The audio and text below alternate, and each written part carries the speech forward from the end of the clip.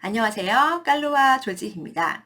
제가 오늘은 초등학생을 위한 독서록 쓰기에 대한 이야기를 해드릴까 합니다. 독서록 부담되시나요? 그리고 엄마도 글을 잘 못 쓰는데 내 아이에게 자꾸 글을 쓰라고 하는 내 자신이 싫을 수도 있겠죠. 자, 초등학교를 입학하고 나서부터 6학년 때까지 우리 아이들이 가장 많이 하는 활동 중에 하나가 바로 독서록 쓰기입니다. 그러다 보니까 아무래도 이런 숙제나 이런 과제들을 조금 잘하고 싶은 욕심은 누구나 있는 것 같아요. 그래서 1학년, 2학년 때에는 조금 독서록 쓰기에 굉장히 성의를 다하는 경우가 많은데요. 학년이 올라갈수록 많은 어머니들이 생각보다 포기를 하세요. 아유, 내 아이가 글 이 정도밖에 못 쓰는구나. 그냥 알아서 써라. 이제 귀찮다. 관여하기 싫다. 그러다가 4학년 하반기가 되면 정신이 번쩍 들죠. 내 아이가 자꾸 이렇게 글을 못 쓰면 안 되는데, 그러면 이제 슬슬 논술 학원을 알아볼까? 뭐 독서 학원을 알아볼까? 라고 하기도 하죠. 자, 독서록 쓰는 거는요, 생각보다 그렇게 어렵진 않습니다. 제가 세 가지 방법을 추천드려 볼게요. 이 방법은요, 아이와 함께 꼭 공유를 하셨으면 좋겠습니다. 자, 바로 첫 번째. 뭘까요? 책 선정이 가장 중요하다는 것입니다. 독서록을 쓸 때요, 보통 학교 과제로 내는 경우에는 그 학교에 필독서가 있는 경우가 있고 없는 경우가 있죠. 필독서가 있다면 아마 그 책을 중심으로 쓸 거고요. 없다면 아무래도 어머니께서 양질의 책을 선택하셔서 이 책을 읽고 독서록을 써라 라고 하는 경우가 많으실 테죠.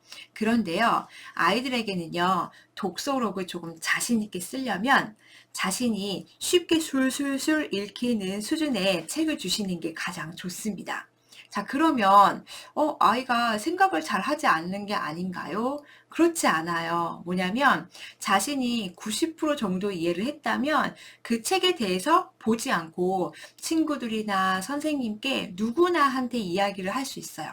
이 얘기는 뭐냐면 그 책에서 얻은 내용이 완전히 내 것으로 소화가 됐다라고 볼 수 있거든요. 그렇다면 내가 이 책을 보지 않고도 이 책을 읽고 내가 생각하는 것들을 말이나 글로 자연스럽게 표현할 수 있다는 거죠.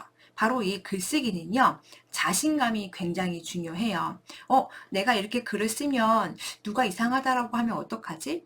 또는 엄마가 너 글을 왜 이렇게 썼니라고 뭐라고 하면 어떡하지? 이렇게 자꾸 위축되는 마음으로 글을 쓰면요. 이게 글쓰기가 굉장히 어려워져요. 이 한 문장 쓰는 게 굉장히 힘들어지거든요. 그러니까 저도 글을 쓸 때가 많잖아요. 그럴 때 보면 자신감이 굉장히 중요한 것 같아요. 자신감이 없으면요. 정말 이 단어 하나하나가 굉장히 너무 어렵게 느껴져요. 내가 쓰는 글이지만. 그래서 술술 써 내려갈 수 있도록 이왕이면은 아이가 쉽게 읽을 수 있는 난이도의 책을 주시는 것도 저는 좋은 방법이라고 생각이 듭니다. 자, 그 다음에 두 번째는요. 글을 읽는 목적에 맞는 독서록을 써야 한다는 겁니다. 자, 책을 읽을 때에는요. 아이들이 그냥 심심해서 보는 책도 있지만 실은 목적에 따라서 읽는 경우가 굉장히 많아요. 초등 저학년 기준으로 봤을 때는요. 문학과 비문학으로 나누면 조금 어려우니까 창작책과 지식책으로 한번 나눠볼게요. 자, 창작책은요, 그냥 이야기책이라고 볼 수 있어요. 와, 정말 재미있는 이야기, 있을 법한 이야기들, 그리고 아이들의 공감을 이끌어낼 수 있는 스토리가 굉장히 많죠. 그러다 보니까 등장인물을 중심으로 이야기가 전개되기도 하죠. 그래서 창작책을 볼 때는요, 등장인물의 성격과 특징을 파악하는 게 굉장히 중요해요. 그래서 아이들이 독서록 쓰기를 어려워할 때는요, 이 책이 만약에 창작책이라면 주인공부터 분석을 하는 거예요. 뭐 흥부와 놀부가 있었다라고 하면 흥부의 성격, 그다음에 흥부의 특징, 그다음에 뭐 놀부의 성격과 특징, 뭐 장단점 이런 것들을 한번 분석해 보면요. 조금 더 독서록에 쓸 내용이 많아질 수 있겠죠. 줄거리 파악도 중요합니다. 실제로 독서록 쓰기에서는요. 줄거리를 줄줄줄 쓰는 거는 그렇게 좋은 방법은 아니에요. 근데 제가 지금 말씀드리는 거는 줄거리 파악은 기본 전제로 우리 아이가 기본적으로 알아야 할 내용이라는 얘기죠. 줄거리를 알아야 아이의 생각과 느낌을 이야기할 수 있잖아요. 그렇기 때문에 줄거리를 한번 정리해 볼 필요는 있습니다. 그때 유용한 게 바로 무엇이냐면요. 육하 원칙입니다. 육하 원칙 오랜만에 들어보셨죠? 누가, 언제, 어디에서, 무엇을, 어떻게, 왜. 그쵸? 이거를 가지고요. 저는요, 프린트를 해서 아이 책상 위에 붙여준 적이 있었어요. 일기를 쓰거나 독서록을 쓸 때 이렇게 육하원칙에 하나씩 하나씩 대입해서 한번 글을 써보게 했거든요.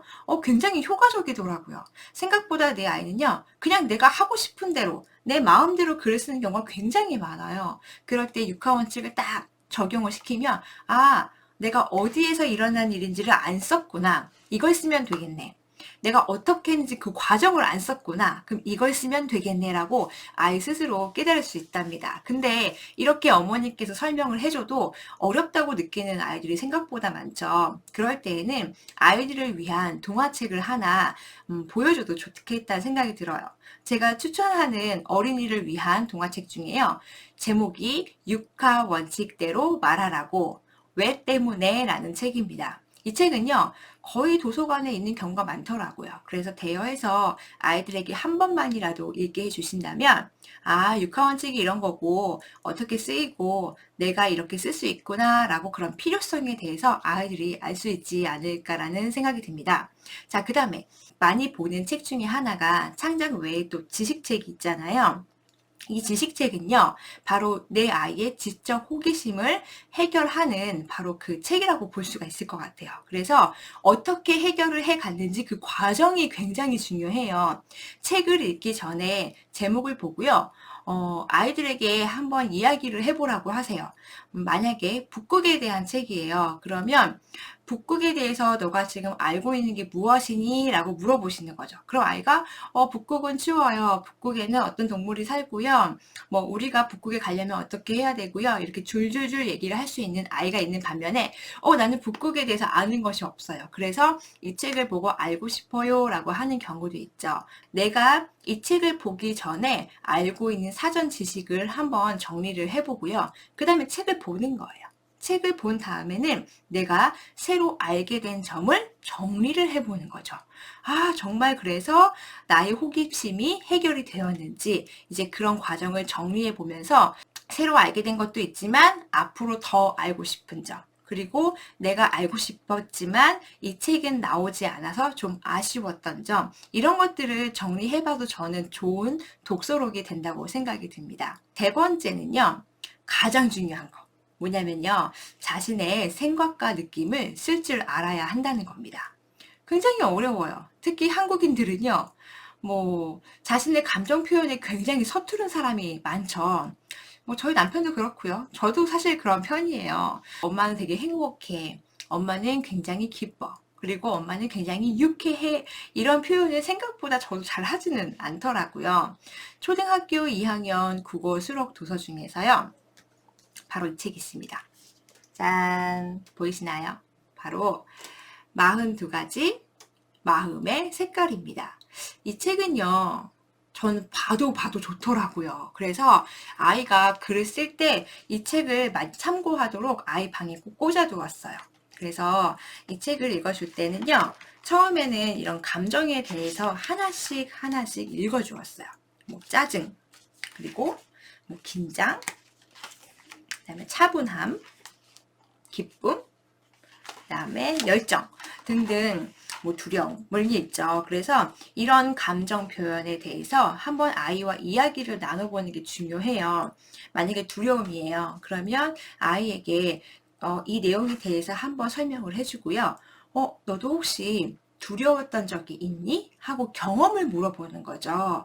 그럴 때 아이가 내가 했던 이 경험을 바로 두려움이라고 표현하는구나를 스스로 깨닫게 됩니다. 만약에 아이가 잘 모를 경우에는요, 또는 그런 마음을 경험해 보지 않았다면 엄마의 경험을 투영해서 이야기를 해도 저는 좋겠다라는 생각이 듭니다.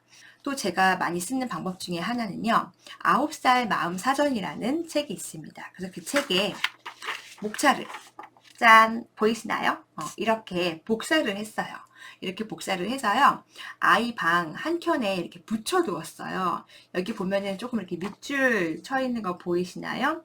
자, 처음에 아이들에게 이 목차를요, 한번 보여주세요. 알고 있는 감정, 그 마음 감정을 한번 체크를 해보고 뭐 모르는 거에 체크를 해보게끔 하는 게 필요하죠. 여기에 주쳐있는 부분은 저희 아이가 써본 적이 없었던 그런 감정이라고 해요. 벅차다. 벅차다는 말을 처음 들어봤대요. 써본 적이 없다고 얘기를 하더라고요. 이렇게 마음 사전에 나와 있는 이런 감정 표현들을요, 이렇게 눈에 익으면요, 아이들이 글을 쓸 때 도움이 많이 되더라고요. 아이들이 보이는 곳에 붙여놓는 것도 저는 좋은 방법이 될 거라고 생각이 들어요. 자, 이제 마지막으로 정리를 해드릴게요. 독서록 쓰기, 제가 지금 현재 3가지를 알려드렸는데요. 기억하시죠? 첫 번째, 책 선정이 가장 중요하다는 거고요. 두 번째, 글을 읽는 목적에 맞는 독서록을 써야 한다는 거고요. 세 번째는 자신의 생각과 느낌을 쓸 줄 알아야 합니다. 자, 그러면 한 줄 독서록을 쓰라고 한다면 무엇을 가장 중점을 둬야 될까요? 바로 나의 생각과 느낌에 중점을 많이 두셔야 한다는 거 꼭 기억하셨으면 좋겠습니다.